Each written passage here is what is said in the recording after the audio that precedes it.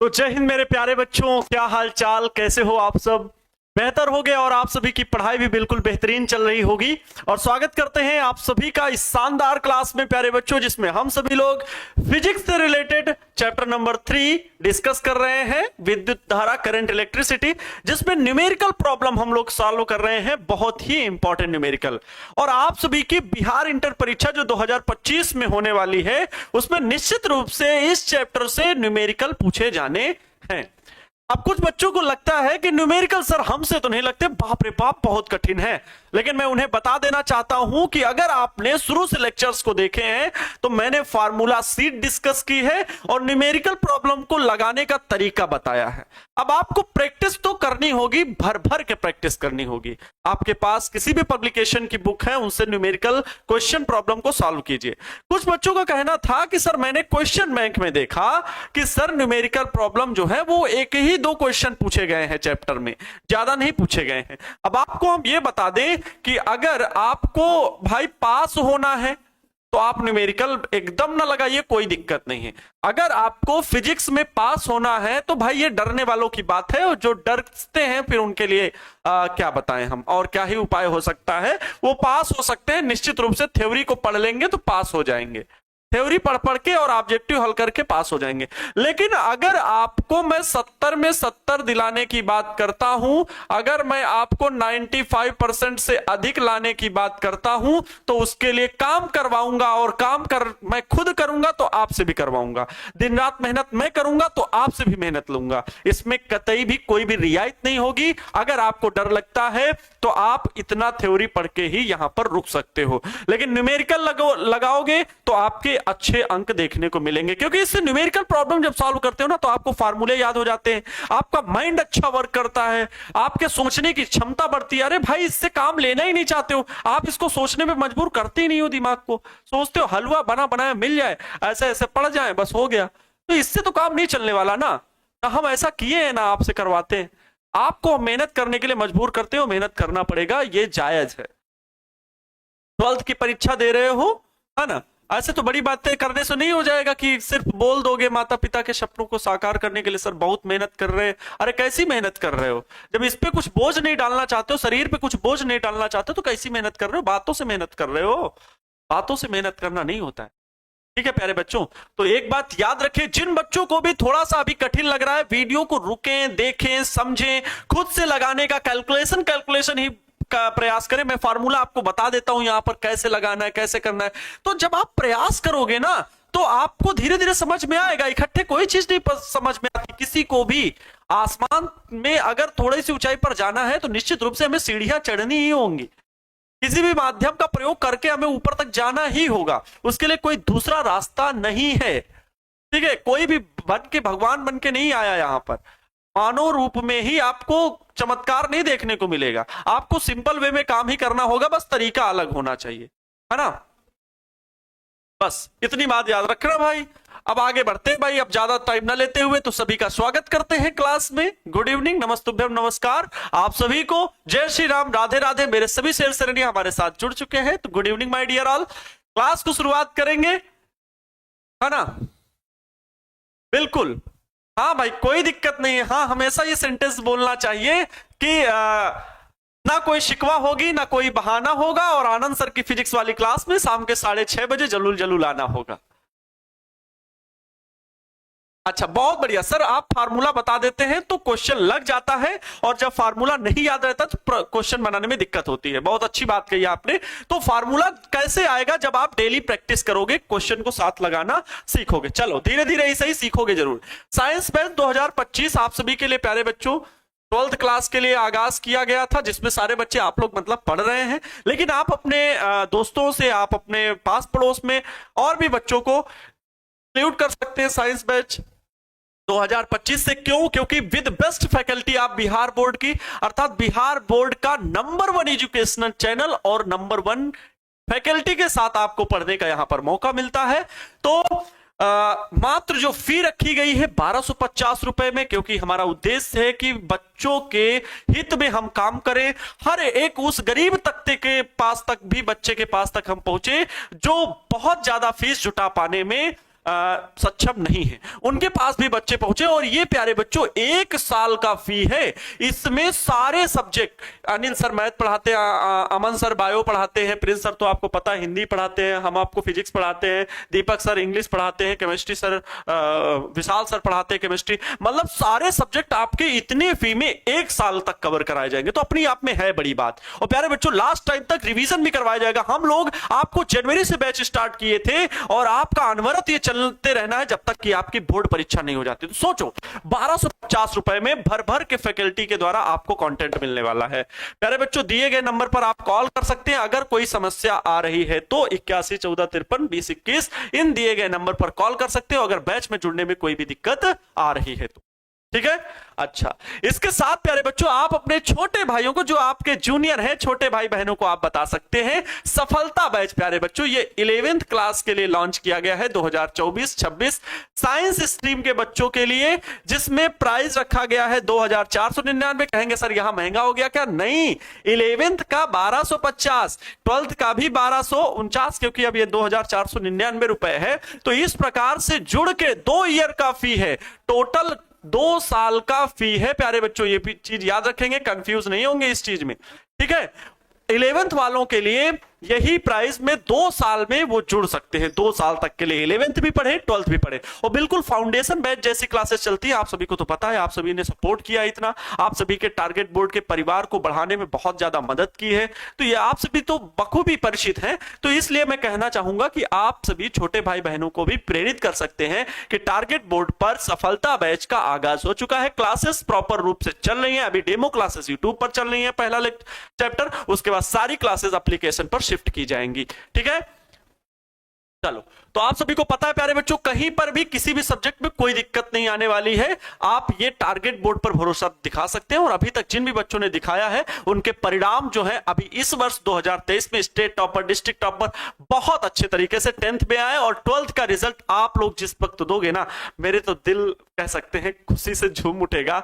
मैं उस दिन फूला नहीं समाऊंगा, बहुत ज्यादा खुशी होगी जिस दिन आप सभी बच्चों का रिजल्ट आएगा। इंतजार करूंगा आप सभी से मिलने का, आपके गांव पे, आपके घर पे मिलने के लिए मैं खुद आऊंगा कि बच्चों के साथ बैठकर मुझे खाना खाना है। ठीक है, वो दिन कितना खूबसूरत होगा जब आपके पास हम आएंगे, बहुत इंतजार रहेगा। लेकिन उसके लिए प्यारे बच्चों मेहनत जरूर करना, 95% प्लस जो भी बच्चे लेकर के आएंगे ना, उनके घर तो जाना है। और जो बच्चे जितने भी मैक्सिमम अंक तक पहुंचते हैं, कैसे रहते हैं, सभी बच्चे पास होना निश्चित है। फर्स्ट डिवीजन, सेकंड डिवीजन, जो भी जैसे पास होंगे बच्चे, मिलना हम सबसे चाहेंगे, आप सभी लोग से मिलना हम सभी से चाहेंगे, एक मीटअप जरूर रखा जाएगा, है ना। चले प्यारे बच्चों, बात बहुत हो गई, अब क्लास की शुरुआत करते हैं। तो अपने छोटे भाई बहनों को ये चीज बता सकते हैं। ठीक है, चलो, अच्छा। न्यूमेरिकल हम लोग प्रॉब्लम सॉल्व कर रहे थे कल का एक बहुत अच्छा, ठीक है भाई। आनंद भैया की जय। अरे आप सभी टारगेट बोर्ड परिवार की जय, भारतवर्ष की जय, बिहार की जय, ऐसा बोलना है। इससे क्या होता है पता, आत्मसंतुष्टि मिलती है। प्यारे बच्चों एक चीज याद रखना, जब आप अपने देश के प्रति, अपने मिट्टी के प्रति समर्पित होते हैं ना, तो आपके व्यक्तित्व में एक अलग निखार होता है, आपके बोलने के तरीके में एक अलग लहजा दिखता है।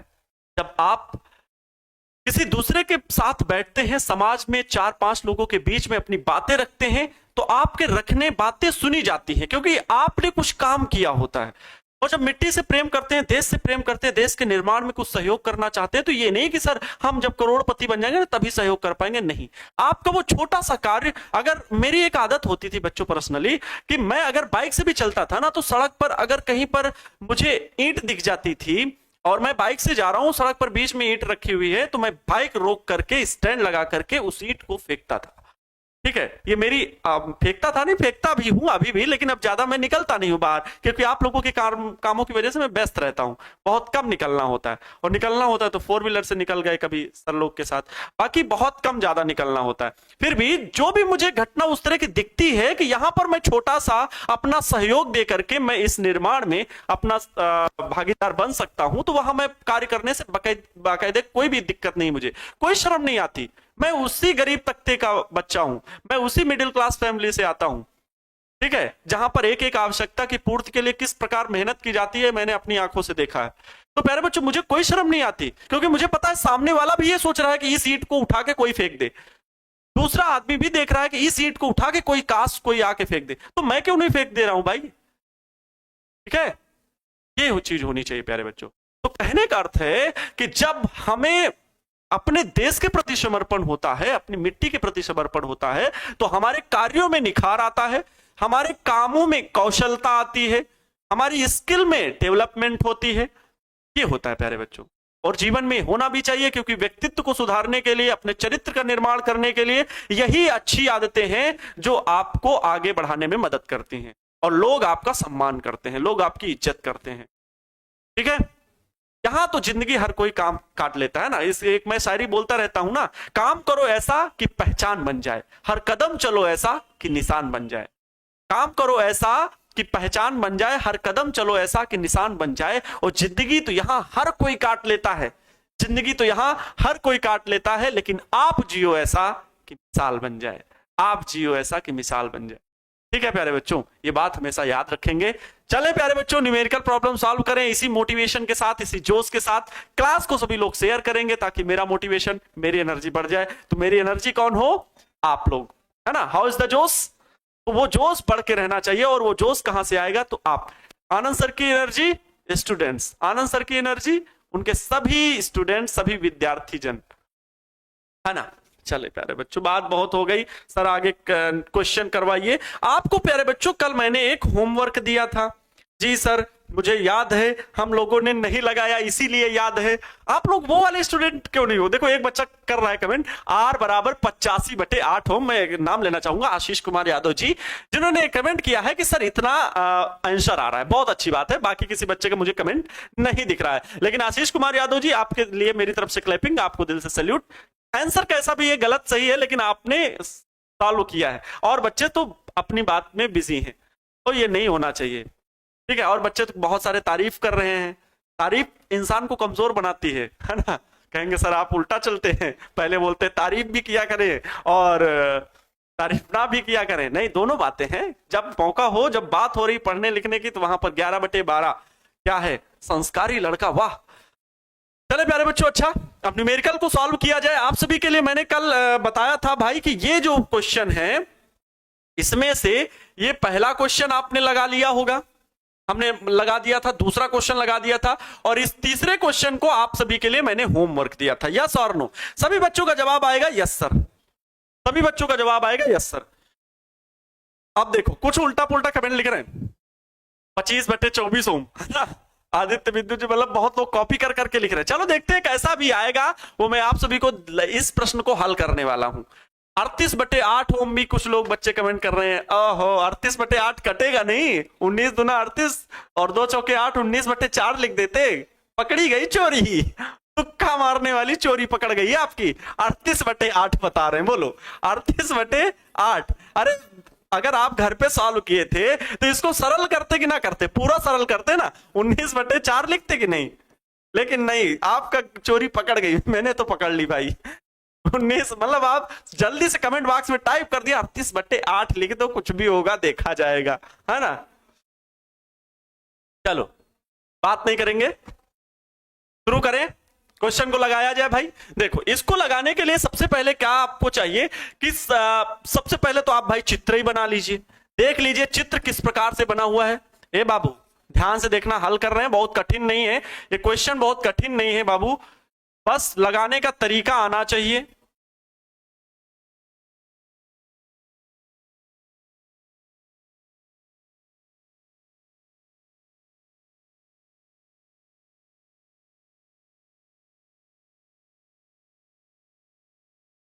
देखो ध्यान से देखना, ध्यान से देखिए, ध्यान से देखेंगे भाई, ध्यान से बिल्कुल देखेंगे। ये ऐसे देखो, मैंने यहां पर बड़ा इसलिए बना दिया ताकि आपको समझ में आए। यहां पर मैंने, देखो यहां पर मैंने कल भी समझाया था कि ये एक हुक जैसा लगा हुआ है। कैसा लगा हुआ है? एक हुक जैसा लगा हुआ है। वहां देखेंगे ध्यान से, ये है प्यारे बच्चों 8 ओम, और ये है 4 ओम, ये है 2 ओम, ये है 6 ओम। इस प्रकार से जुड़ा हुआ है। ये बिंदु है ए और ये बिंदु है बी। हमसे यही पूछा है कि निम्नांकित संयोजनों में बिंदुओं ए व बी के बीच तुल्य धारिता तुल्य प्रतिरोध ज्ञात कीजिए। एक चीज याद रखें, ऐसे ही प्रश्न बहुत ज्यादा कॉम्पिटेटिव एग्जाम में भी पूछता है, वो एनडीए एयरफोर्स का एग्जाम हो, बीएससी नर्सिंग का एंट्रेंस एग्जाम हो, नीट का एंट्रेंस एग्जाम हो, है ना। नीट का जो होता है एग्जाम मेडिकल स्टूडेंट एमबीबीएस करने के लिए, सभी को पता है। जेई का एग्जाम हो, ये संयोजन से संबंधित प्रश्न पूछ लेता है, ठीक है। संयोजन से संबंधित प्रतिरोध हो गए तो आप कैसे करोगे, वो टेक्निक आनी चाहिए। तो यहां पर देखो, अगर ऐसा चित्र, मैंने इसीलिए हर प्रकार का प्रश्न यहां पर इंक्लूड किया हुआ है, जोड़ रखा है। अगर इस प्रकार से बना हुआ चिन्ह आ जाएगा तो एक चीज याद रखो, इसको यहां से खोल सकते, जबकि इस चित्र में मैंने नहीं बताया था खोल सकते हो। यहां पर ये दोनों कैसे हैं समांतर क्रम में, ये दोनों कैसे समांतर क्रम में जोड़ा गया था, हल किया गया था, कल का वीडियो लेक्चर देख सकते हो। लेकिन यहां पर इसको घुमा देते हैं, कैसे बनेगा आगे देखो। ये चित्र प्यारे बच्चों पलट जाएगा, ये चित्र कुछ इस प्रकार से बन जाएगा, ये ऐसे चला जाएगा, ये नीचे आ जाएगा, ये ऊपर हो जाएगा। ध्यान समझना मैं क्या बता रहा हूं। ये चित्र कुछ इस प्रकार से बच्चों हो जाएगा। अरे सर मेरी समझ में तो नहीं आ रहा, अरे समझा रहा हूं बालकों, अभी आपको समझाने का मैं प्रयत्न करता हूं। आपको मैं प्रत्येक चीज को समझाने का संपूर्ण प्रयत्न करूंगा। बालकों ध्यान से सुनेंगे, बालक एवं बालिकाएं, आपको आपकी दृष्टि जो है सीधे आपके स्क्रीन पर होनी चाहिए। मैंने कहा कि इस हुक को पलट देंगे, ऐसे खोल दो, हुक को ऐसे खोल दो, ये ऐसे नीचे ले आओ। ये जब ये नीचे आएगा ना, ये नीचे आएगा ना, तो ये इसके साथ सीधे पट्टी में जुड़ा हुआ है। 8 ओम और 6 ओम सीधे जुड़े हुए, मतलब प्यारे बच्चों ये 8 ओम रहेगा, ये 6 ओम रहेगा। ध्यान समझो, ये पॉइंट ए है, ये पॉइंट बी है। ये जो हुक है ना, ये जो हुक है ना, वो यहां लगा हुआ है। ये जो हुक है वो यहां पर ऐसे लगा हुआ है। ध्यान समझ लीजिए भाई, ये जो हुक है ये यहां लगा हुआ है। समझ गए भाई। ये हुक को मैंने ऐसे पलट दिया, नीचे ले, इस 6 ओम को ऐसे तार को उठा के ऊपर कर दिया, बस हुक यहां से खुल जाएगा, इस प्रकार से हो जाएगा। ये है 2 ओम और ये है 6 ओम। ये यहां पर 6 ओम नहीं है, हुक वाला है ना भाई। तो हुक वाला ऐसे खोले, 2 ओम तो नीचे, ये 4 ओम नीचे आया, ये 4 ओम। अब जोड़ो भाई, अब चित्र में देखो, 8 ओम और 6 ओम किसमें, श्रेणी क्रम में। 8 ओम और 6 ओम ये दोनों किसमें, श्रेणी क्रम में। तो श्रेणी क्रम में तो पता है ना, 8 और 6 14 ओम हो जाएगा। इन दोनों का टोटल योग कितना हो जाएगा, 14 हो जाएगा।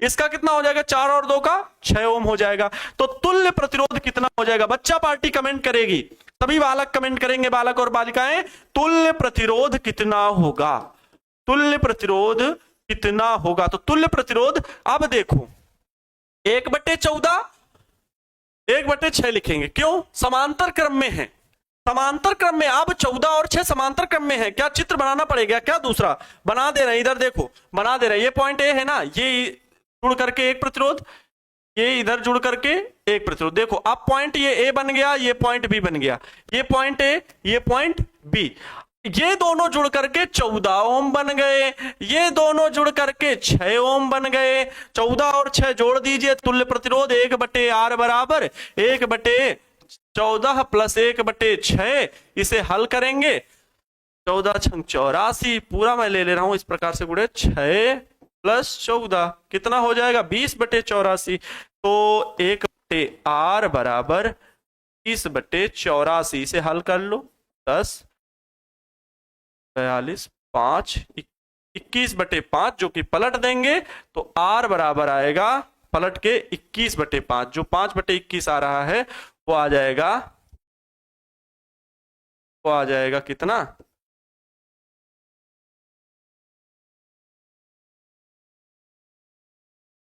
21/5, 21 बटे पलट जाएगा, 21/5 हो जाएगा। यही प्रतिरोध का मान हो जाएगा, यही प्रतिरोध का मान हो जाएगा। या फिर कह सकते हो r बराबर 4.5 ओम, क्योंकि कितना आएगा 4.2 ओम, 5 के 20 2 5 दूनी 10, हाँ 4.2 ओम मान हो जाएगा। क्लियर,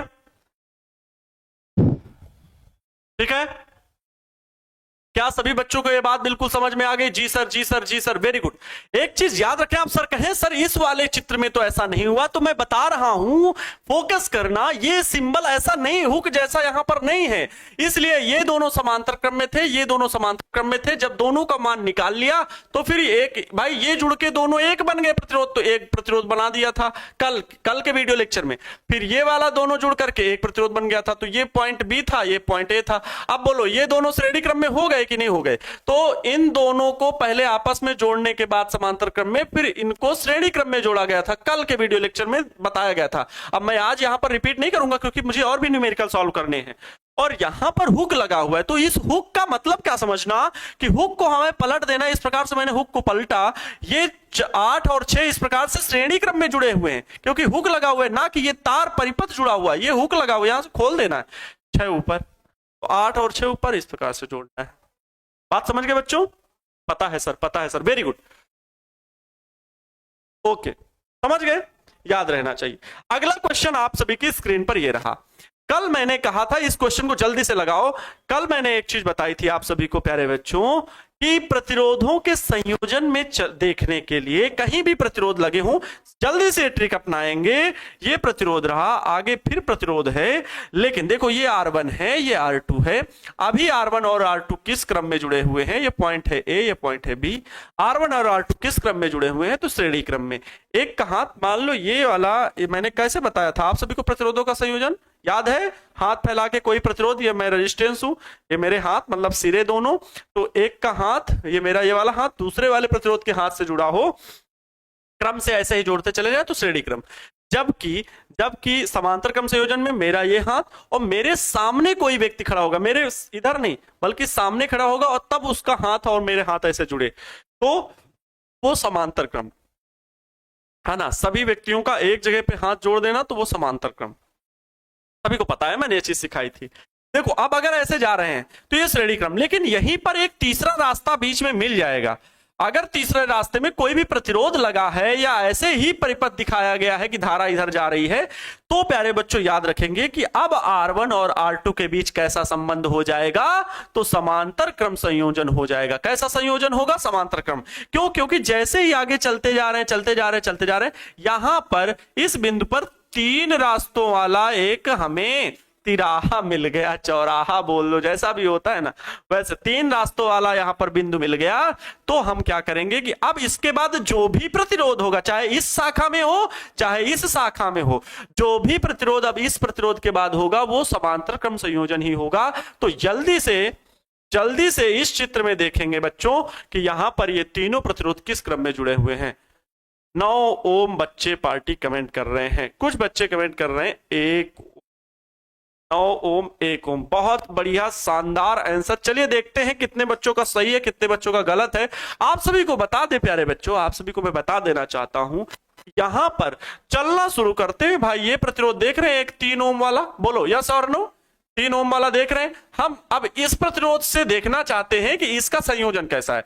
तो देखो चले आगे, टिक टुक टुक टुक टुक टुक टुक, ये देखो बिंदु मिला, और ये बिंदु आगे तीसरा मार्ग बना रहा है। तीसरा मार्ग मतलब और कुछ सोचना ही नहीं है, ये प्रतिरोध और ये प्रतिरोध आपस में समांतर क्रम में होंगे ही होंगे, समांतर क्रम में होंगे। चलो बाबू, बात तो यहां तक क्लियर है सर, मान गए। अब इस प्रतिरोध और इस प्रतिरोध को देख लो इस क्रम में। अब इस प्रतिरोध से आगे बढ़े, आगे बढ़े, आगे बढ़े, लो टुक टुक टुक टुक टुक, यहां पर मिल गया एक बिंदु।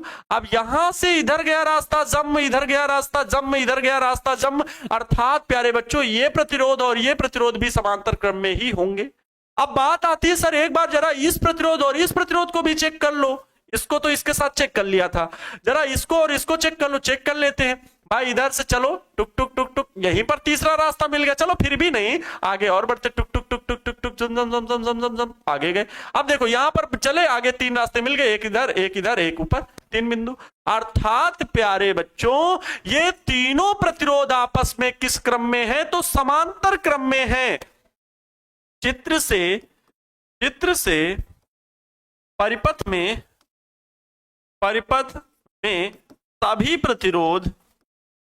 सभी प्रतिरोध किस क्रम में है? समांतर क्रम में है। सभी प्रतिरोध समांतर क्रम में हैं, समांतर क्रम में हैं, तो परिपथ का तुल्य प्रतिरोध ज्ञात करना है।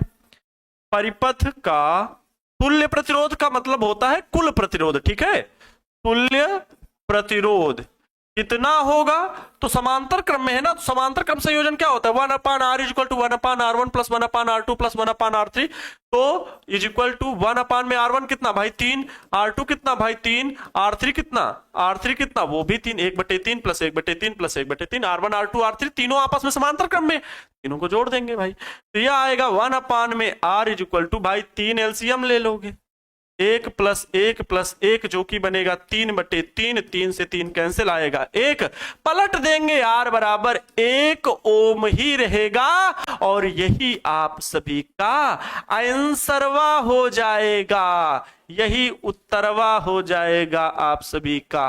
नोट कर लो बालक, नोट कर लीजिए। शेर और शेरनिया ने यह आंसर निकाला है भाई, 9 ओम वाले गलत हैं, 9 ओम वाले गलत हैं, 1/3 वाले गलत हैं, 1 वाले सही। अब देखो भर भर के एक एक एक एक नंबर 1 सभी बनना चाहते हैं, है ना,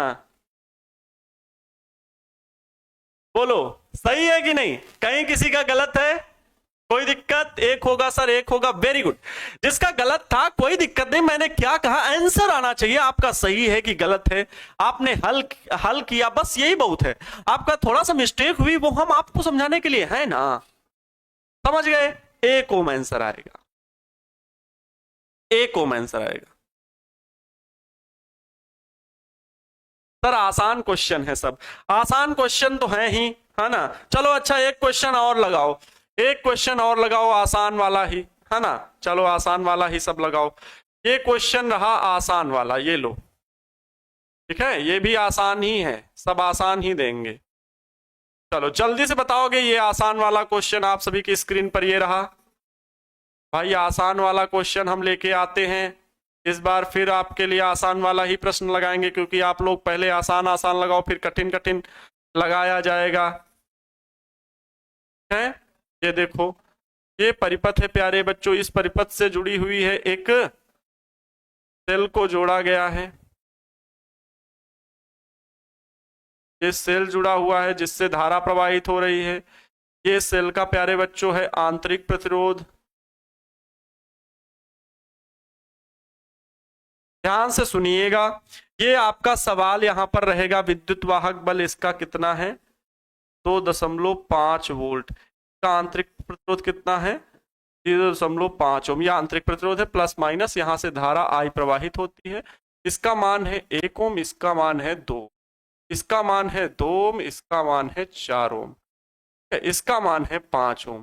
ध्यान से समझिएगा। अब इसमें से हमें ज्ञात क्या करना है, सेल के दिए गए परिपथ में, प्रश्न इस प्रकार से, ध्यान सुन लीजिए, ये प्रश्न है प्यारे बच्चों, क्वेश्चन है आप सभी के लिए, दिए गए परिपथ में, दिए गए सेल, दिए गए परिपथ में प्रयुक्त सेल, दिए गए परिपथ में प्रयुक्त सेल कौन सा, ये वाला सेल का टर्मिनल विभवांतर ज्ञात कीजिए, सेल का टर्मिनल विभवांतर ज्ञात कीजिए। जल्दी से बताइए इस प्रश्न का उत्तर क्या होगा, टर्मिनल विभवांतर ज्ञात कीजिए। चलो एक प्रश्न आप सभी के लिए मैंने जल्दी से इसको लिख दिया है भाई, अब ये बताओ जल्दी से क्या होगा भाई, क्या है?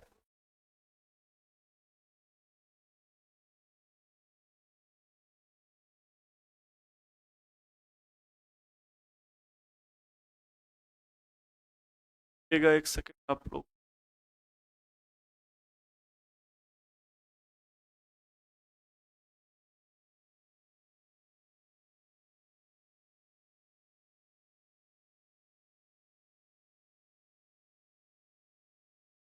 आप लोग का चैट हट गया था।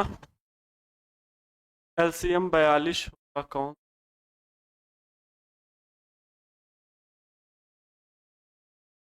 जल्दी से बताओ भाई, इस प्रश्न का उत्तर जल्दी से बताओ, ये हर सरल है,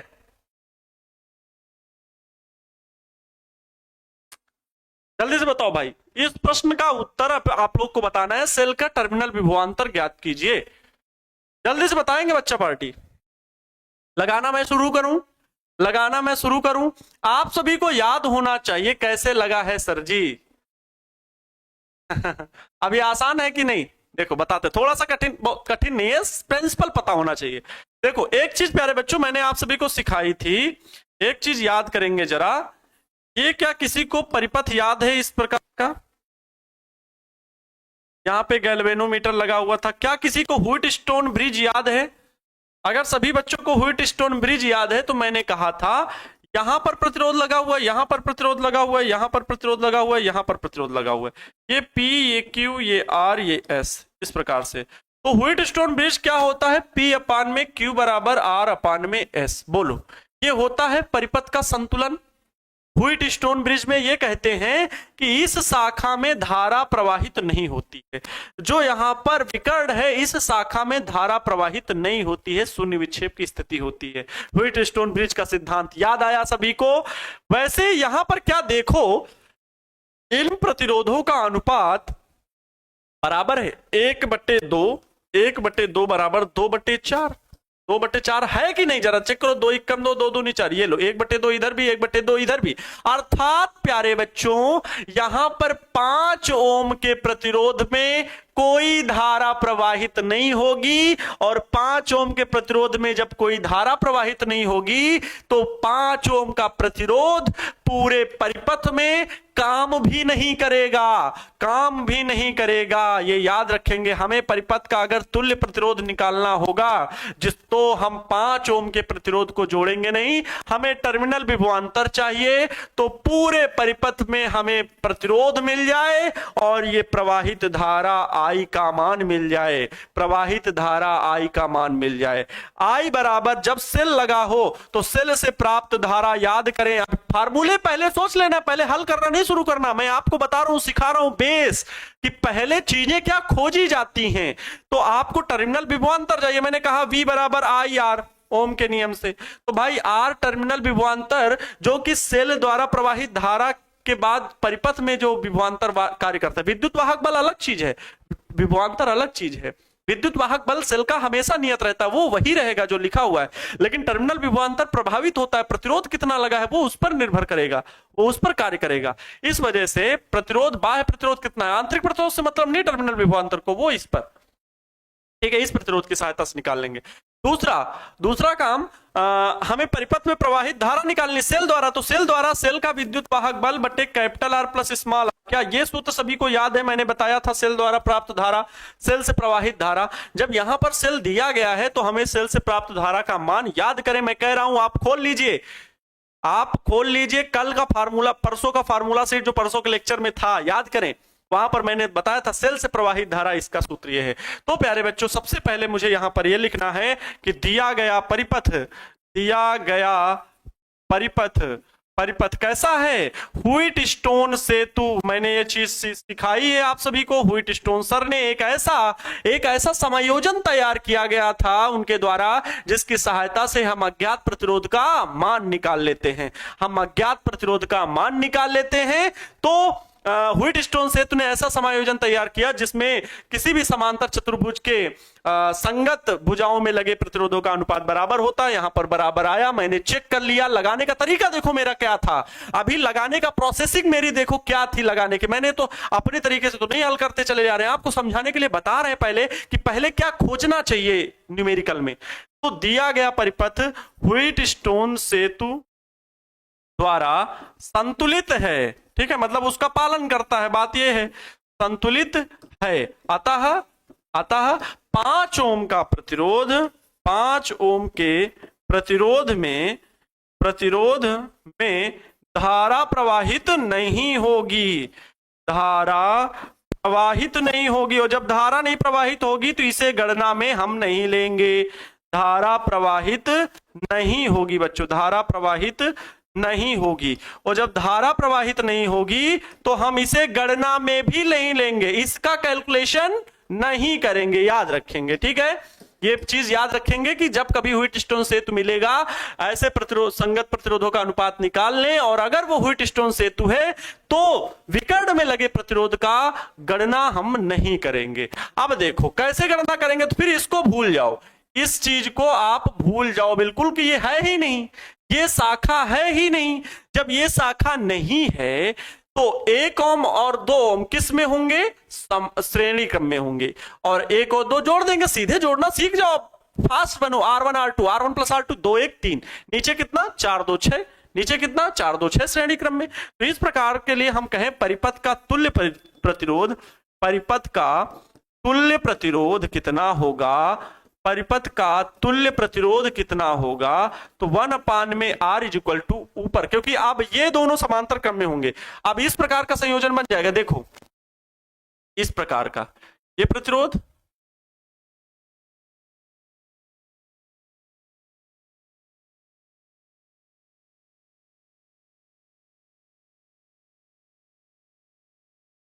ये अब ये सेल और ये आंतरिक प्रतिरोध, ये इस प्रकार से हमने बना दिया। देखो मतलब इन दोनों को जोड़ने पर 2 1 3 ओम बन गए और इन दोनों को 4 2 6 ओम बन गए, क्योंकि बीच वाले परिपथ का कोई मतलब ही नहीं है। बीच वाली शाखा में धारा प्रवाहित ही नहीं होगी, क्योंकि ये एक व्हीट स्टोन सेतु है। और ऐसा कहेंगे सर ये कैसे हुआ? तो ये व्हीट स्टोन सर ने अपने प्रयोगों में देखा और हम लोग को बताया। उन्होंने प्रयोग बाकायदे धारा मापी लगा करके सब टेस्ट किए थे। तो हमको फिर अब सिद्धांत को अनुपालन करना ही होगा। इस तरह तो हम ग्रेविटेशनल रूल सारे फार्मूले हल करते हैं, सभी के बताए हुए हैं, तो क्या हम हर एक चीज प्रयोग कर पा रहे हैं? आपके पास है, लेकिन उन प्रिंसिपल को फॉलो कर रहे हैं कि हाँ ऐसा होता है भाई। प्रैक्टिकल अगर आप किया जाए तो होगा, देख भी सकते हो। परिपथ का तुल्य प्रतिरोध 1/R इक्वल टू, फिर ये दोनों किस में हो गए? समांतर क्रम में हो गए ना, ये दोनों किस में हो गए? समांतर क्रम में। मतलब 1 में R1 कितना भाई? 3 प्लस 1 में 6। अब भाई 6 एलसीएम होगा, 3 दूनी 6, 2 प्लस 1 3 होएगा, 3 दूनी 6 हो जाए, 1/2 होगा ना, पलट जाएगा। तो R बराबर कितना आएगा? 2। अर्थात परिपथ का जो तुल्य प्रतिरोध आया प्यारे बच्चों, जो परिपथ का तुल्य प्रतिरोध आया वो R बराबर 2 आया। परिपथ से प्रवाहित धारा, परिपथ में प्रवाहित धारा या सेल द्वारा प्रवाहित धारा, जल्दी से इसका कैलकुलेट कर लीजिए। सेल द्वारा प्रवाहित धारा, सेल द्वारा प्रवाहित धारा, बच्चा पार्टी यहां पर ध्यान देगी। सेल द्वारा प्रवाहित धारा I बराबर E plus capital R plus small r। Cell का विद्युत वाहक बल बटे बाह्य प्रतिरोध प्लस आंतरिक प्रतिरोध, और बाह्य प्रतिरोध जितना भी टोटल आया तो I बराबर E। सेल का विद्युत वाहक बल प्यारे बच्चों कितना है? सेल का विद्युत वाहक बल कितना है? 2.5। आंतरिक प्रतिरोध कितना है? 0.5 रख लेंगे। 2.5, कैपिटल R आया है 2 और आंतरिक प्रतिरोध 0.5। अरे भाई इसको जोड़ेंगे तो यही आ जाएगा ना, 2.5 ऊपर भी और 2.5 नीचे भी बन जाएगा। 2.5 ने 2.5 को मार दिया, क्योंकि दोनों बराबर बराबर के बलशाली आदमी थे, दोनों ने एक दूसरे को उड़ा दिया। आया कितना? 1। अर्थात आंसर आया हमारा I बराबर 1 एम्पियर। I बराबर आया 1 एम्पियर। उत्तर तो यहां से नहीं खत्म हो पाया, उत्तर तो यहां से नहीं खत्म हो पाया। सेल का टर्मिनल विभवांतर ज्ञात करना है ना बाबू, तो सेल का टर्मिनल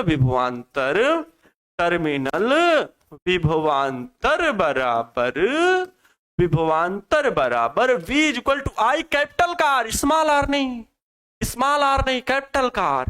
तो V is equal to I कितना है? 1 है, गुणे R कितना है? 2 है। R कैपिटल R की वैल्यू 2 आई थी ना, 2 कम 2 बराबर 2 वोल्ट।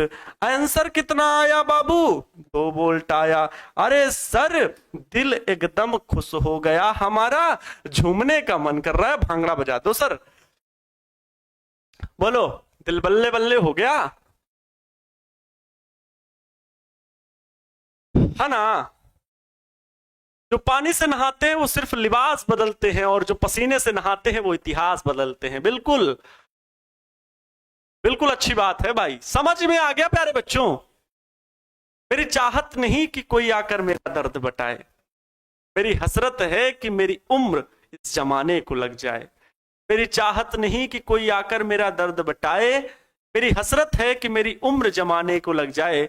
लेकिन आपसे, आप सभी से मेरा हो ऐसा रिश्ता, आप सभी से मेरा हो ऐसा रिश्ता कि मैं रह जाऊं भूखा तो आपसे भी ना खाया जाए, आपसे भी ना खाया जाए, है ना।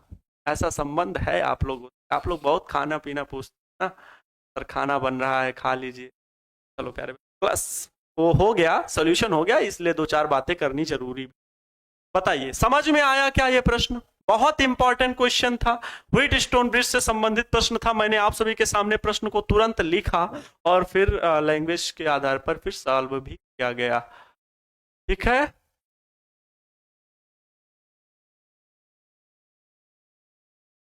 ओके, लाजवाब बच्चों, लाजवाब। अच्छा, आपको टर्मिनल विभवांतर निकालने का एक सूत्र मैं और बता देता हूं बच्चा party. V is equal to E minus I R. Sir कहेंगे यहां पर स्मॉल आर होता है, ध्यान देंगे। ये V is equal to I capital R है, ये स्मॉल आर है।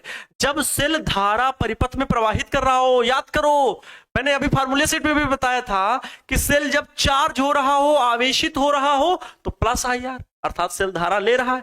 जब सेल धारा दे रहा है तो परिपथ में धारा दे ही तो रहा था, तो यहां पर ई माइनस आई आर ही लगेगा।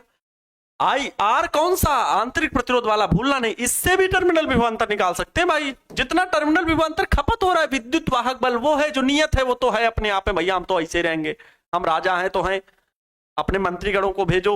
अब वो सेल परिपथ भी कितना विभवांतर खा रहा है उस आधार पर V minus I R, I R. देखो यहां पर विद्युत वाहक बल कितना 2.5 माइनस आई कितना 1, आंतरिक प्रतिरोध कितना प्यारे बच्चों? आंतरिक प्रतिरोध 0.5 था।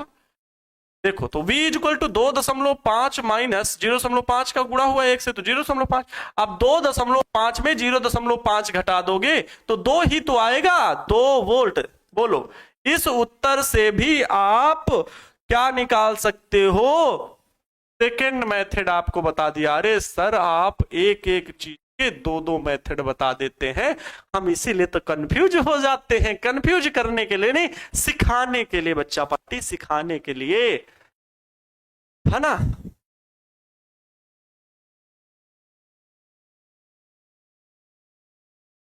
रख हौसला, वो मंजर भी आएगा। प्यासे के पास चलकर समंदर भी आएगा। थक कर मत बैठ ऐ मंजिल के मुसाफिर, मंजिल भी मिलेगी, मंजिल के मिलने का मजा भी आएगा, मजा आएगा। क्लियर प्यारे बच्चों? मेरे साथियों, आप सभी के लिए एक क्वेश्चन लेकर के आ रहा हूं। ये तो आप हल कर चुके थे, है ना, ये तो आप हल कर चुके थे बच्चा पार्टी। आप सभी के लिए मैं एक क्वेश्चन लेकर के आ रहा हूं, स्क्रीन पर आने वाला है जबरदस्त क्वेश्चन। जल्दी से इस क्वेश्चन को सॉल्व करेंगे। आ गया आपके सामने क्वेश्चन, आ चुका है बच्चा पार्टी स्क्रीन में। इस प्रश्न को हल करेंगे ज्यादा टाइम न लगाते हुए, क्योंकि समय को भी विशेष ध्यान रखना है। ठीक है, क्लास को जितने भी बच्चे देख रहे हैं, इंसाफ करते हुए, हमें आनंद सर की तरफ से इंसाफ जो होता है ना उनका, वो कर दीजिए। लाइक जरूर कर देंगे भाई। वीडियो लाइक करते हो ना तो देखते हैं इतनी लाइक मिली है, इतना बच्चों ने सपोर्ट किया है, खुश हो जाते हैं हम, यही देख के खुश हो जाते हैं। अगले दिन खाना में 2 रोटी ज्यादा है। जल्दी से लाइक बढ़ाइए भाई, जल्दी जल्दी जल्दी जल्दी कीजिए भाई। 60 वाट और 220 वोल्ट तथा 100 वाट 220 वोल्ट के 2 बल्ब श्रेणी क्रम में जोड़कर, अच्छा उन्हें श्रेणी क्रम में जोड़ा गया, ओहो हो, श्रेणी क्रम में जोड़कर 220 वोल्ट मेंस से संबंधित किए गए हैं। मतलब आपके घर में 2 बल्ब हैं जो इस क्रम के हैं, और उन्हें श्रेणी क्रम से जोड़ करके जो आपका घर में लगा होता है ना मीटर मेन, वहां उस मेंस से संबंधित किए गए हैं। कितना मेंस है? तो 220 वोल्ट वाला, 220 वोल्ट की धारा प्रवाहित हो रही, 220 वोल्ट का विभवांतर है। उनमें प्रवाहित होने वाली धाराओं की गणना कीजिए, अर्थात बल्ब में कितनी धारा प्रवाहित हो रही है इसकी गणना करनी है। बल्ब में जो बल्ब लगाए गए हैं उनमें कितनी धारा प्रवाहित हो रही है इसकी गणना करनी है। और यदि बल्ब समांतर क्रम में जोड़े जाएं, वाह वाह, यदि बल्ब समांतर क्रम में जोड़े जाएं, प्रश्न के ऊपर प्रश्न बना दे रहे हैं, प्रश्न वाले प्रश्न के ऊपर प्रश्न बना रहे हैं, प्रश्न वाले, आहा, तो कह रहे तब धाराएं कितनी होंगी। अच्छा, उन्हीं बल्बों को अगर समांतर क्रम में जोड़ा जाएगा तब क्या होगा। आइए बच्चों इनको जोड़ते हैं, पहले बल्ब बनाते हैं फिर बल्ब बना के जोड़ते हैं। सर जी आज हम उड़ा उड़ा के इसका पोस्टमार्टम कर देंगे सवाल का। आज इस सवाल का पोस्टमार्टम होना तय है, बहुत परेशान कर लिया इसने हमें। ठीक है, इसको पोस्टमार्टम कर देंगे बच्चा पार्टी आज, है ना। चलिए पोस्टमार्टम करने के लिए तैयार हो जाइए। एक ये रहा बल्ब बच्चों, एक चीज मैंने हिस्ट्री सुनाई थी ना, याद है सभी को? बोलो सभी बच्चा पार्टी को क्या वो हिस्ट्री याद है जब मैंने ये कहा था कि बल्ब की खोज किसने की थी, तो आप सभी का जवाब आ जाना चाहिए कि हाँ सर आपने बताया था कि बल्ब की खोज किसने की थी। बोलो बच्चा पार्टी, मैंने सिखाया था कि नहीं कि बल्ब की खोज किसने की थी, है ना। ये बच्चों पार्टी आपको याद रखना चाहिए, बल्ब की खोज किसने की थी, ये था बल्ब। ठीक है, बल्ब की खोज किसने की थी, तो जोसेफ स्वान ने की थी। ठीक है, किस प्रकार से बनाया जाए बल्ब थोड़ा सा इंटरेस्टिंग लगे। है, देखो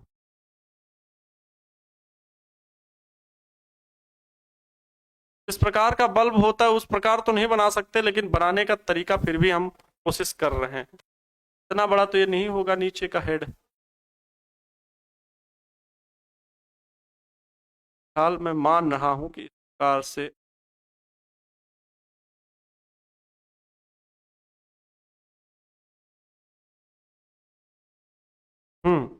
देखो ये बल्ब है प्यारे बच्चों, मैंने क्या कहा था, बल्ब को किसने बनाया था, रटंती विद्या अवंति नहीं ठसंती भोजन पचंती नहीं। हाँ, बल्ब को किसने बनाया था, जोसेफ स्वान ने बनाया था, लेकिन पेटेंट किसने लिया था, एडिशन ने। वो सारी कहानी आप सभी को पता है बच्चा पार्टी, मैंने शायद एप्लीकेशन के भीतर बताया था, सबको याद होगी, है ना। वो याद भी रखना बहुत जरूरी है। ठीक है, मैंने क्या कहा था, कौन सा वैज्ञानिक है, एडिशन सर। जबकि एडिशन सर ने बहुत खोजें की हैं, बहुत रिसर्च की है, लेकिन ये वास्तविकता आप सभी को बताई थी ना, वास्तविकता उसके पीछे की हिस्ट्री क्या है। मैंने कहा था जब आप सभी भी बहुत सारी बुक्स पढ़ोगे, बहुत सारी बायोग्राफीज पढ़ोगे, तब आपको सर छुट्टा वैज्ञानिक है ना। देखो अच्छा, अरे भाई ये दूसरा बल्ब है, ये बल्ब प्यारे बच्चों थोड़ा सा बड़ा है ना, ये बल्ब थोड़ा सा बड़ा है, ये तो सर छोटा बना रहे हैं, ये बल्ब बड़ा है। अब ध्यान से समझो, ये दो बल्ब हैं, बहुत अच्छे से समझाऊंगा, आप लोग बस ध्यान से केंद्रित करके देखिएगा। ये बल्ब प्यारे बच्चों जल रहे हैं, जलते हैं मतलब भाई अच्छे से प्रकाश देते हैं।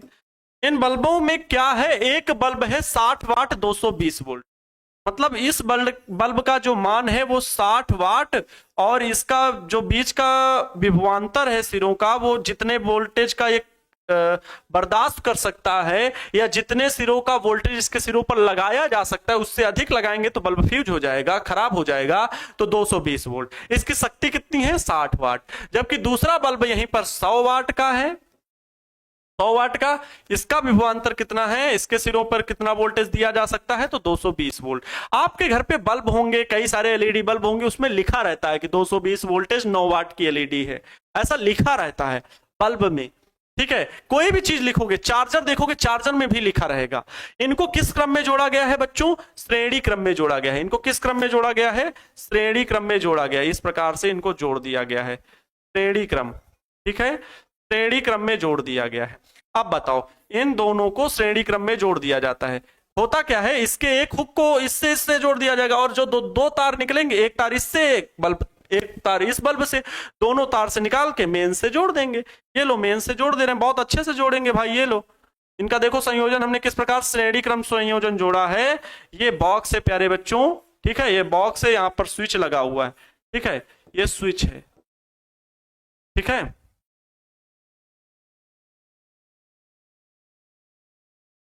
ये स्विच है, और स्विच को प्यारे बच्चों यहां पर वही मतलब कुंजी में लिखो तो ज्यादा अच्छा याद रहेगा ना, कुंजी, ये कुंजी लगी हुई है। जब हम परिपथ में धारा प्रवाहित करते हैं, प्रश्न को बड़ी बारीकी से समझना, बहुत बढ़िया प्रश्न है। प्रश्न में जब हम धारा प्रवाहित करते हैं तो पूछ रहे हैं कि इसमें से प्रवाहित होने वाली धारा की गणना कीजिए।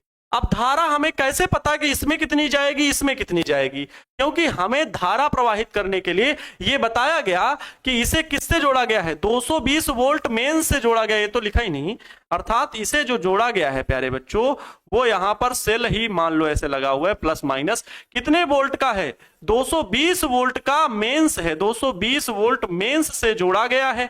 अब 220 वोल्ट का विभवांतर यहां से जब चलता है, मेंस है ये, ठीक है, ये मेंस मतलब मेन लाइन से 220 वोल्टेज से जोड़ा गया, तो धारा यहां से निकलना प्रारंभ हुआ। तो विभवांतर इतना, और धारा हम का मान हमें ज्ञात करना चाहिए। विभवांतर पता है, धारा का मान ज्ञात करने के लिए हमें परिपथ का प्रतिरोध चाहिए। तो परिपथ का प्रतिरोध प्राप्त करने के लिए अलग अलग सेल में हमें प्रतिरोध मिल जाएगा, क्योंकि अगर हम शक्ति दिया गया है और विभव दिया गया है तो शक्ति का सूत्र होता है प्यारे बच्चों, शक्ति का सूत्र होता है प्रतिरोध के पदों में P बराबर कई होते हैं, VI I स्क्वायर R और इंटू का बराबर में फिर बराबर में V स्क्वायर अपान में R। ध्यान से देखो ये सारे शक्ति के सूत्र हैं जिसमें से VI जब विभवांतर और धारा हो, जब धारा और प्रतिरोध हो। लेकिन हमें क्या पता है, विभवांतर बल्ब का पता है, शक्ति पता है। तो विभवांतर पता है, शक्ति पता है, तो ऐसे तो शक्ति नहीं मिल जाएगी, इस सूत्र से डायरेक्ट नहीं निकाल सकते, क्योंकि हमें परिपथ में प्रवाहित धारा निकालने के लिए परिपथ का प्रतिरोध पता करना आवश्यक है कि परिपथ में कितना प्रतिरोध है। तो हम प्रतिरोध निकालेंगे कि इन अलग अलग बल्बों का, दोनों बल्बों का प्रतिरोध कितना है। तो प्यारे बच्चों बल्ब में जो लिखा रहता है ना, ध्यान से सोचो, ये प्रैक्टिकल वाला विषय है। बल्ब में जो लिखा रहता है ना 60 वाट और 220 वोल्ट लिखा हुआ है, या फिर 9 वाट का बल्ब होगा और उसमें 220 वोल्ट लिखा होगा, तो मतलब आप उस बल्ब का प्रतिरोध हमें बताना निकाल के। आपके घर में बल्ब होंगे, उनका प्रतिरोध निकालना कैसे निकलेगा, बल्ब का प्रतिरोध, पहले बल्ब का प्रतिरोध या 60 वाट बल्ब का, बल्ब 60 वाट बल्ब का प्रतिरोध प्यारे बच्चों, प्रतिरोध जो निकलेगा, प्रतिरोध तो हम इसको 1 मान ले रहे हैं, पहला बल्ब है ना, इसको 1 मान ले रहे हैं, इस सूत्र से निकालो V स्क्वायर अपान में R, क्योंकि विभवांतर दिया गया है, 60 वाट प्रतिरोध, वो शक्ति दी गई है, प्रतिरोध हमें चाहिए, तो P1 is equal to V square, V जो कि दोनों में समान है, V स्क्वायर अपान में R1। इस सूत्र से निकाल लीजिए R1 बराबर V स्क्वायर अपान में P1 इधर भेज दीजिए, वैल्यू रखिए। अच्छा V स्क्वायर मतलब इसका विभव कितना है बल्ब का, 220, तो 220 स्क्वायर है, मतलब 220 गुणे 220 लिखेंगे, बटे R कितना है, वो शक्ति कितनी है, P1 पहले बल्ब की शक्ति 60 है। अब इसको भाग दे दो भाई, जो जिससे कट रहा हो, देखो 0 से 0 कटा, 2 तिया 6, 2 एकम 2, इसको गुणा कर लीजिए, 11 गुणे 22 करेंगे तो R1 बराबर प्यारे बच्चों आएगा 11 0 0, 11 दूना 22 के 2 हासिल 2, 11 दूना 22 2 24 बटे 3, इसको भाग दे दीजिए, 3 बटे 24, 0 बढ़ाइए और ये हो जाएगा 20 में भाग देंगे 3 से तो 3 18, फिर 2 बनेंगे, दशमलव लगाइए, 0 बढ़ाइए, 3 18, ऐसे ऐसे जाएगा, तो 806.666 जाएगा, जिसे प्यारे बच्चों मैं अगर संपूर्ण लिखूं, ऐसा आपको आंसर में देखने को भी मिलता है 806, अगर 5 से ज्यादा है तो मैं यहां पर 1 जोड़ सकता हूं, अर्थात 806 न लिख के 807 ओम का चिन्ह बना दो या फिर ओम लिख दो, यही होगा पहले बल्ब का प्रतिरोध, पहले बल्ब का प्रतिरोध। अभी परिपथ में प्रवाहित धारा नहीं मिली है, अब पहले बल्ब का प्रतिरोध मिल गया है, 60 वाट के बल्ब का प्रतिरोध मिल गया है। इसी प्रकार आप निकाल लीजिए 100 वाट के बल्ब का प्रतिरोध। जल्दी से हल करेंगे, अब स्पीड बढ़ जानी चाहिए क्योंकि समझ में आ गया होगा, इतना बारीक से अब नहीं पढ़ना है। 100 वाट के बल्ब का प्रतिरोध, अब मैं डायरेक्ट करूंगा बल्ब का प्रतिरोध, इसे मैं जल्दी से सॉल्व करूंगा भाई, ध्यान से देखना। R2 बराबर V स्क्वायर अपान में P2, V स्क्वायर मतलब 220 वोल्ट इसका भी है, बटे P2 इसकी शक्ति कितनी है, 100 है, 100 0 0 कैंसिल आउट, तो कितना मिलेगा, R2 बराबर 422 गुणे 22 कितना होता है, 484 ओम। भाई 22 का स्क्वायर तो याद होगा, वर्ग याद होगा, सेम ऐसे ही किया गया जैसे इसका था। इसके सिरों का देखिए, ये डाटा याद रखें, इस बल्ब का ये डाटा है 100 वाट 220 वोल्ट, तो इस सूत्र में रखना है, यहां से आप निकालेंगे P equal to V square upon में R, इस सूत्र से आप हल करेंगे, P equal to V square upon में R से R का मान निकालना है। पहले प्रतिरोध पूरे परिपथ का पता करना है, दोनों बल्बों का प्रतिरोध कितना है, इसका R1 इसका R2 प्रतिरोध है मान लो, तो वो प्रतिरोध निकालेंगे, श्रेणी क्रम में जुड़े हैं, टोटल प्रतिरोध कितना हो जाएगा, परिपथ में श्रेणी क्रम में जुड़े होने पर, श्रेणी क्रम में जुड़े होने पर परिपथ का कुल प्रतिरोध कितना, R बराबर श्रेणी क्रम में है, R बराबर R1 प्लस R2, R बराबर R1 की वैल्यू कितनी आई थी 807 ओम, R2 की वैल्यू कितनी आई है 484 ओम। इसे जोड़ दीजिए जल्दी से। R बराबर 7 4 11, R बराबर 7 4 11 का 1, 11 का 7 4 11 के 1 हासिल 1, 8 1 9 हो जाएगा, 8 4 12 हो जाएगा, 1291 ओम हो जाएगा। ये क्या हो जाएगा प्यारे बच्चों, पूरे परिपथ का प्रतिरोध हो जाएगा। तो परिपथ में प्रवाहित धारा चाहिए ना पहले, तो परिपथ में प्रवाहित धारा, परिपथ में प्रवाहित धारा, धारा कितनी हो जाएगी, I बराबर V equal to I R से, I equal to V upon में R। V कितना है 220 वोल्ट मेंस से जोड़ा जा रहा है। कितने मेंस से जोड़ा जा रहा है 220 वोल्ट से। प्रतिरोध कितना है परिपथ का, तो जो आया 1200 जितना आया है, I बराबर निकाल लीजिए भाई, देख ले कितना आया है 1291, तो R की वैल्यू 1291। इसे हल कर लीजिए, इसे हल कर लीजिए। इतने एम्पियर की धारा, इतने एम्पियर की धारा प्रवाहित हो रही परिपथ, इतने एम्पियर की धारा। चित्र खाली समझ नहीं आया सर, अच्छा चित्र नहीं समझ में आया, ध्यान से समझो। हमसे कहा है कि 60 वाट 220 वोल्ट, बहुत अच्छे समझना, मतलब बल्ब के ऊपर लिखा हुआ है 60 वाट 220 वोल्ट, मतलब ये बल्ब जो बनाया मैंने पहला बल्ब, ये 60 वाट 220 वोल्ट वाला ही बनाया। इसकी क्षमता जो है, जो शक्ति है वो 60 वाट की है, जलने की, विद्युत ऊर्जा खपत करने की जो शक्ति है वो कितनी है 60 वाट है। और इसकी जो विभवांतर इसके सिरों पर लगाया जा सकता है 220 वोल्ट, अगर इससे अधिक लगाएंगे तो ये खराब हो जाएगा। वैसे ही दूसरा बल्ब है 100 वाट और 220 वोल्ट का। फिर कहा ये दो बल्ब श्रेणी क्रम में जोड़कर, श्रेणी क्रम में जोड़कर 220 वोल्ट मेंस से संबंधित किए गए हैं। तो देखो श्रेणी क्रम में इन दोनों को तो आपस में जोड़ा ही है ना, श्रेणी क्रम में तो इन दोनों को जोड़ा ही है, और इन दोनों को आपस में ऐसे 220 वोल्ट मेंस से जोड़ा गया है। ये लो कहा है ना 220 वोल्ट मेंस से संबंधित किए, तो उनमें प्रवाहित होने वाली धाराओं की गणना कीजिए, मतलब परिपथ में धारा, इस दोनों बल्बों में कितनी धारा प्रवाहित होगी। तो श्रेणी क्रम में जुड़े हैं, तो श्रेणी क्रम में तो धारा वही जाएगी जो यहां पर धारा, वही यहां पर धारा। श्रेणी क्रम में धारा समान होती है ना, बताया था मैंने, श्रेणी क्रम में प्रवाहित धारा का मान समान होता है। समझ गए? यस सर, क्लियर है।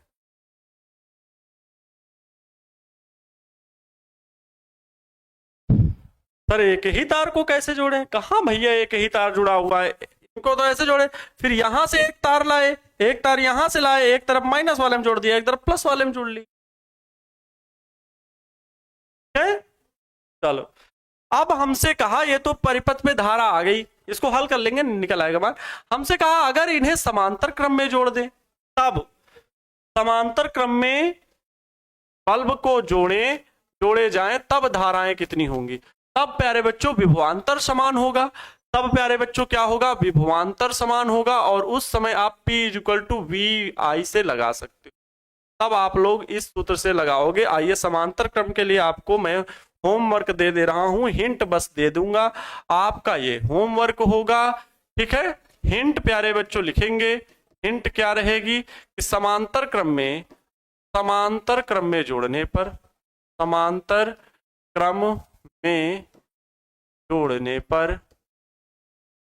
पर क्या रहेगा, विभव समान रहेगा, विभव समान रहेगा, समान रहेगा। तो हम लोग के लिए सूत्र P बराबर VI इससे लगा लेंगे, ठीक है। 60 वाट के बल्ब के लिए आप समांतर क्रम में जोड़ा गया, मतलब बल्ब जो है ना, अगर एक बल्ब ये रहा, दूसरा बल्ब ये रहा, ठीक है, एक बल्ब ये, दूसरा बल्ब ये, तो इनका तार इसका तार, इसका तार इसका तार एक जगह से जोड़ के ऐसे इस प्रकार से जोड़ दिया गया है।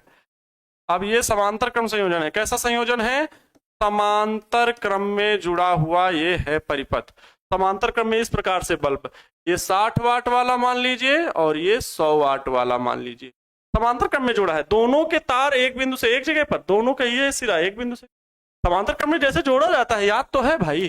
तो यहां पर 60 वाट के लिए, 60 वाट के लिए कहे ना समांतर क्रम में जोड़े तब धारा कितनी, तो I1 बराबर क्या होगा, P अपान में V, P1 अपान में प्रकार से।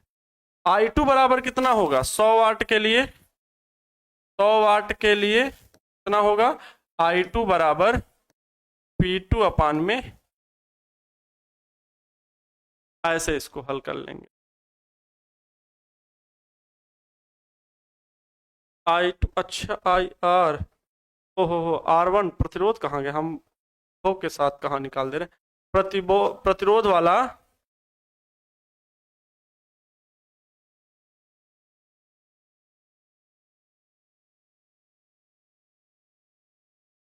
हाँ I1 बराबर V1 अपान में R1 रख लेंगे, इससे निकाल लेंगे भाई।